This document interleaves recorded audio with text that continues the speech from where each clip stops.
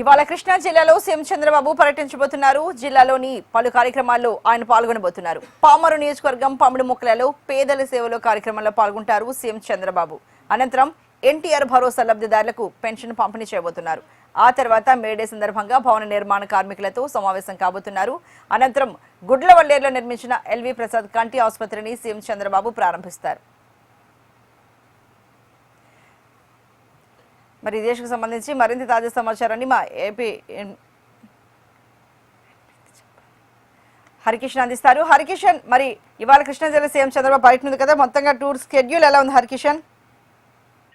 Thank you Archana and good morning. ముఖ్యంగా కృష్ణా జిల్లాలో ముఖ్యమంత్రి చంద్రబాబు అయితే పర్యటించబోతున్నటువంటి పరిస్థితి ఉంది. ముఖ్యంగా ప్రతి నెల కూడా ఎవరైతే పెన్షన్లకు సంబంధించి ఎదురు చూస్తున్నారో ప్రభుత్వం తరఫున వారి ఇంటి పెద్ద కొడుకుగా ప్రతి నెల కూడా ఒక్కొక్క జిల్లాలో వెళ్లి నేరుగా స్వయంగా లబ్ధిదారులకి కూడా పెన్షన్ అందిస్తున్నటువంటి పరిస్థితి ఉంది.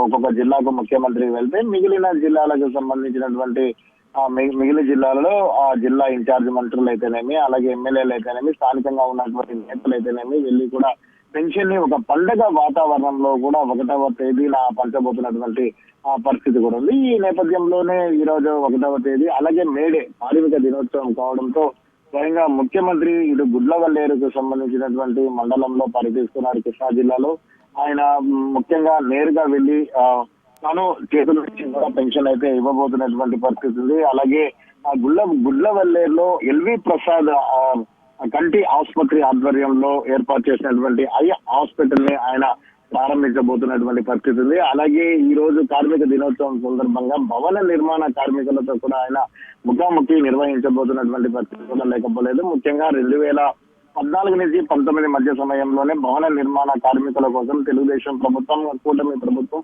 ప్రత్యేకమైనటువంటి చర్యలు తీసుకురావడం, అలాగే బీమాను తీసుకురావడం, వారికి సంబంధించినటువంటి రక్షణ కోసం ఎన్నో కార్యక్రమాలను కూడా చేయడం జరిగింది. సో ఇప్పుడు ఈ మేడే సందర్భంగా ప్రత్యేకమైనటువంటి కార్యక్రమాలను కార్మికుల ద్వారా చేసేందుకు ప్రయత్నం చేస్తోంది. ఈ నేపథ్యంలోనే ముఖ్యమంత్రి ముఖాముఖి భవన నిర్మాణ కార్మికులతో అయితే నిర్వహించబోతున్నటువంటి పరిస్థితి కూడా ఉంది. ప్రధానంగా వారు ఎదుర్కొన్నటువంటి సమస్యలు ఏంటి, గతంలో ప్రభుత్వం తీర్చినటువంటి ఇబ్బందులు ఏంటి, మరిన్ని ఇబ్బందులు ఏమైనా ఉన్నాయా, వాటిని ఎలా పరిష్కరించుకోవాలి, ఆ సూచనలు సలహాలు తీసుకొని వాటిని అమలు పరిచేటటువంటి ప్రయత్నం అయితే ముఖ్యమంత్రి చేయబోతున్నటువంటి పరిస్థితి ఉంది. ఈ నేపథ్యంలోనే కృష్ణా జిల్లాలో అయితే ముఖ్యమంత్రి పర్యటించబోతున్నటువంటి పరిస్థితి ఉంది. ఒక కృష్ణా జిల్లాలోనే దగ్గర 2.34 లక్షల మందికి 102 కోట్ల రూపాయలకు సంబంధించి ప్రభుత్వం అయితే ఖర్చు పెట్టబోతోంది. ఇప్పటి వరకు కూడా దగ్గర 63,158 కోట్ల రూపాయలను పెన్షన్ల రూపంలో ఇటు వితంతు పెన్షన్లు అయితేనేమి, వృద్ధాప్య పెన్షన్లు అయితేనేమి,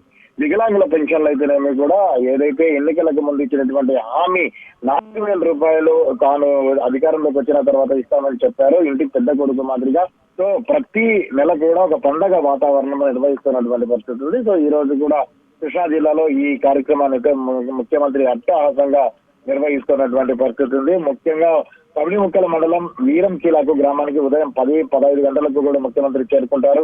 అక్కడి నుంచి కూడా పమిడిముక్కలకు 10:25 నిమిషాలకు చేరుకొని ప్రజా వేదికలో పాల్గొంటారు. ఆ సభలో పాల్గొని ప్రజలను ఉద్దేశించి అయితే ప్రసంగిస్తారు. అనంతరం ఎన్టీఆర్ కాలనీలో ఎన్టీఆర్ భరోసా లబ్ధిదారులకు సంబంధించి వాళ్ళ ఇళ్లకు వెళ్తారు. అక్కడ వారికి పింఛన్ అందించి వారితో కాసేపు మాట మంత్రి కూడా కలిపేటటువంటి అవకాశం కూడా లేకపోలేదు. అలాగే ఎన్టీఆర్ కాలనీ నుంచి వీరంకీలాకు గ్రామానికి చేరుకుంటారు. మేడే సందర్భంగా మధ్యాహ్నం 12:45 నిమిషాలకు భవన నిర్మాణ కార్మికులతో ముఖాముఖి అయితే నిర్వహించబోతున్నటువంటి పరిస్థితి ఉంది. అలాగే 1:55 మధ్యాహ్నం పామరు నియోజకవర్గ టీడీపీ నేతలతో కార్యకర్తలతో సమీక్ష సమావేశం అయితే నిర్వహిస్తారు. కార్యక్రమం ముగించుకొని మధ్యాహ్నం 3:40 నిమిషాలకు గుడ్లవల్లేరుకు చేరుకుంటారు.